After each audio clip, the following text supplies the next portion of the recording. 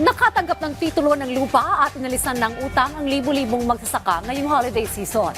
Patuloy din ang pamahagi ng tulong sa mga biktima ng mga nagdaang kalamidad. Yan ang ulat ni Clazel Pardilla. Pinagaan ng Department of Agrarian Reform ang pasani ng mga magsasaka sa Davao Region ngayong holiday season.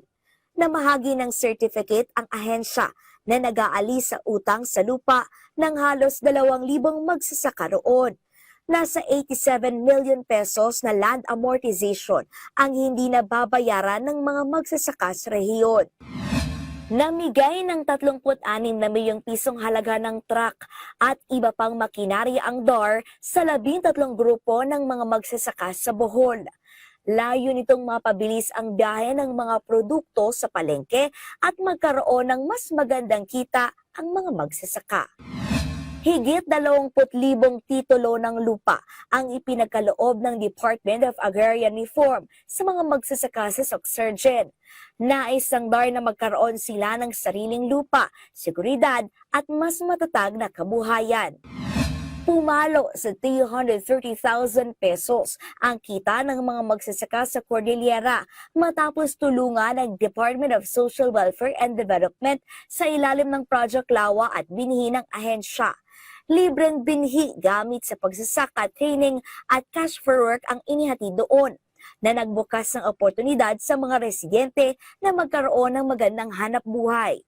Ayon kay Joan, naging tulay ang proyekto para matustusan ang pangangailangan ng kanilang pamilya. Malaki po yung impact niya sa community.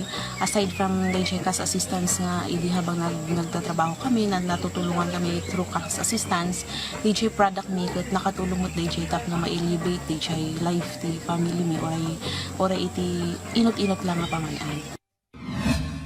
Nakatanggap ng tulong pinansyal ang higit 3,800 pamilya sa Bicol Region na tinamaan ng bagyong Uwan.